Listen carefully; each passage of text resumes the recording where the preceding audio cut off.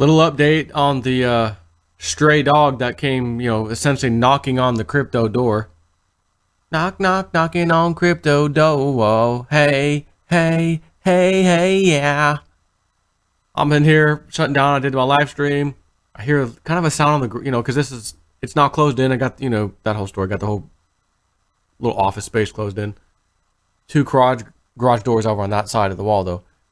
And as I'm just standing up to turn off my little lights that you don't really see right here, that light, the green screen in my face. A couple more steps. I'm going to shut off the light switch on the door as I'm walking over there. Light switch by the door. I hear those almost like it sounds like something hit the garage door. Not hard, just like a little doom. Well, maybe it's a raccoon, because every time I leave and go off to the right, there's some trees in the defense line over here to the right. There's at least 2 to 3 raccoons eating these little acorns and whatever the hell bigger things fall off the tree are. And I thought, maybe that one of them was on the porch or something, clawing underneath the garage door or something. Who knows? And that dog shows up, and I had the screen door was already closed on this door. So as I open the door to kind of look, I see him coming right along. Again, it's like a Dachshund Beagle mix or something. I'm not really sure. And he came right up to the door, shivering to death. I just put my hand up to the screen part, and he came up and sniffed it. I don't want to get bit. You never know what the hell the story with the dog is, but I wasn't worried about it. But I did want to see if he could come up and sniff. Yeah, he was very friendly. And so I went to open the screen. Again, he followed me, barely could follow me up to the house. 2 little steps up the door. He couldn't even really do that. Made it inside barely. You saw the video. I stopped filming. That dog, I'm going to tell you, probably stopped a couple times briefly. In total, I'm going to say maybe 20 minutes long.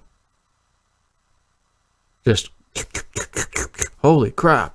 And I'm thinking, he doesn't want the food. Please look how he emaciated this thing. Man, he's about to freaking die. Finally, after he was done drinking, he started to eat. Took him outside. He peed outside. Good dog. Okay. He's got the whiteness up here in the, front of his snout. He's older. My wife took him to the vet. Everything checked out. No worms, no rabies, no real major issues other than he's freaking starving to death. And so we're trying to fatten him up over here. I had a guy that lives near Orlando. He's got 10 acres. Reach out to me. I'll take him. I've already got a few pups, some dogs. And we're actually considering keeping this old boy. Actually considering keeping him. So that was interesting. And little update on the RV, which I might be talking about this in the live stream here shortly, which you'll see before this, obviously. But went over to that place. Wife came. Dad was there. My pops. He showed up. He looked at it. Oh yeah, this thing's in great condition. We're going to take it for a drive. And once we leave the gate of the place, the facility, I hop in the driver's seat. All right, let me go take it for a spin. Give it a gas, and I can hear like an exhaust leak on the manifold. You can hear it, So I can hear that happening. It's kind of sputtering. Oh boy. Come on, man. No. To say it ain't so. Say it isn't so. Tell me you're not the only one. Say it isn't so. 60-something thousand miles. Again, that was out the door. 28.9 technically was like the final, fee, tax tag, all that, all that stuff included. 28 plus, almost 29. But again, the thing was beautiful. Outside looked great. Inside, fantastic. They just put new carpet in it. It was an O2. So we're just left a bad taste in my mouth. And my dad's kind of like, my dad will talk, and he ain't gonna hold nothing back. So the sales guy, he's like, well, don't you guys kind of go over these things? He said, well, we usually do the basic safety inspection, check the brakes and that kind of thing. He's like, yeah, but you made an offer, obviously, to buy this from somebody. Surely you guys got to drive the thing, before you make an offer. And I'm thinking whoever drove this thing to make these guys probably a low offer, obviously, heard this and felt this and made them the offer. Now you guys, surely you guys don't just sell this to somebody like this. He said, well, yeah, normally, we do look at things. And he's like, I don't know. He wasn't sure who drove it or test or whatever. So kind of left a bad taste in our mouth. And was like, whatever. But he said, look, he was fair. The sales guy said, look, I'm gonna talk to my sales manager.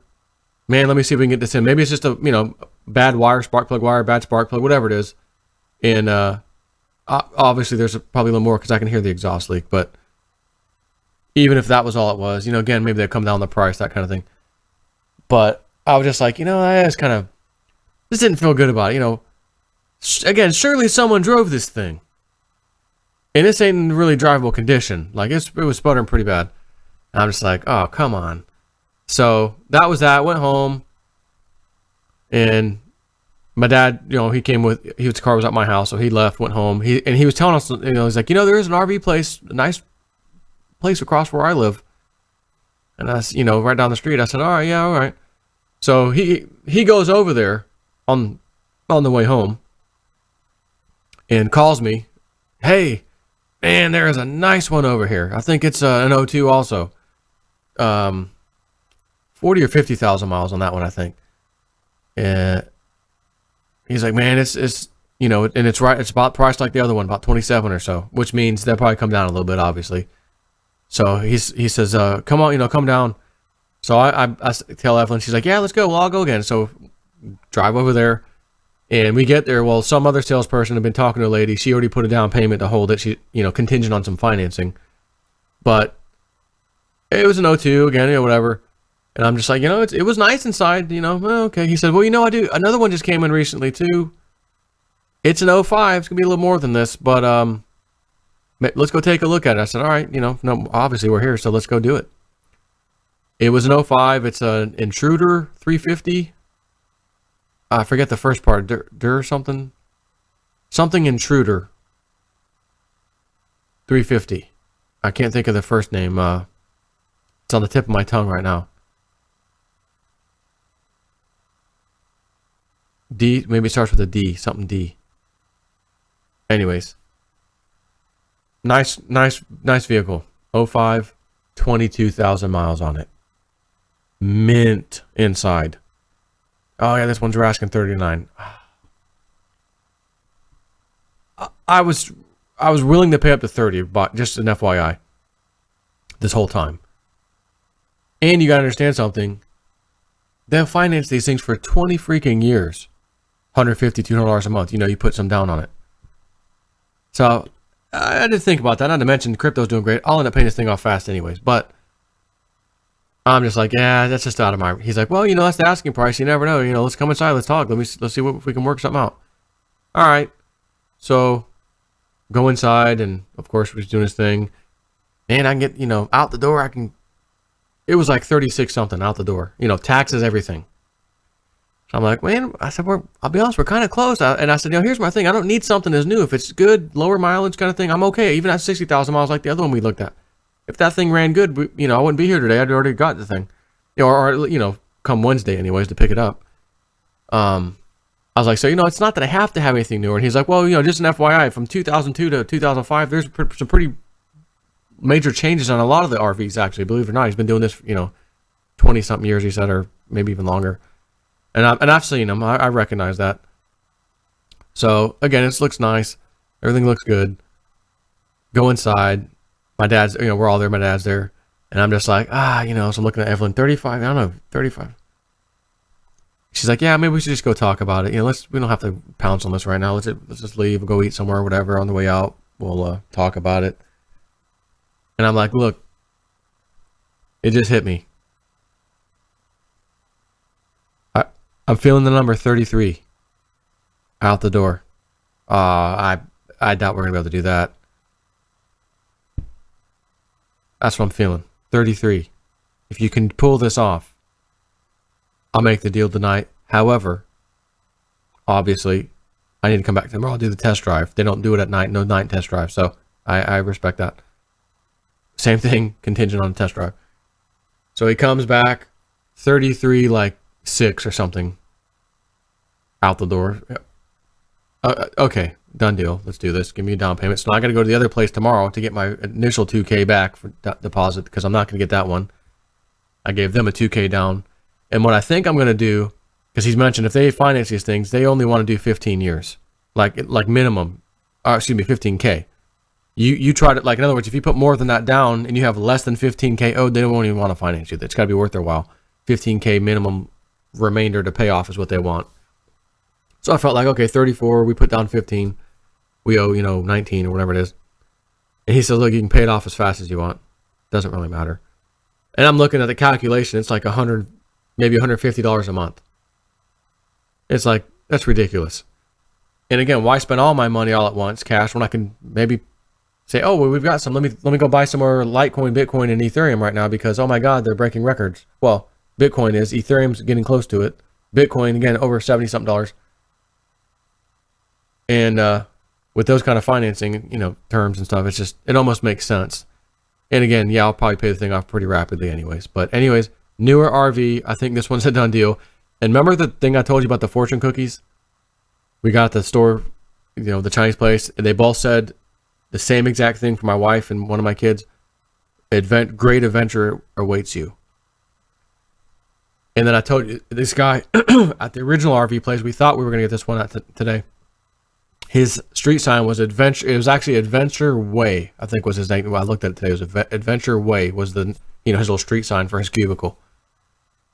So we're pulling up into this other place, the one I'm telling you I'm probably going to get this RV now. And there's private street names, not cubicles, but as you're driving into the facility.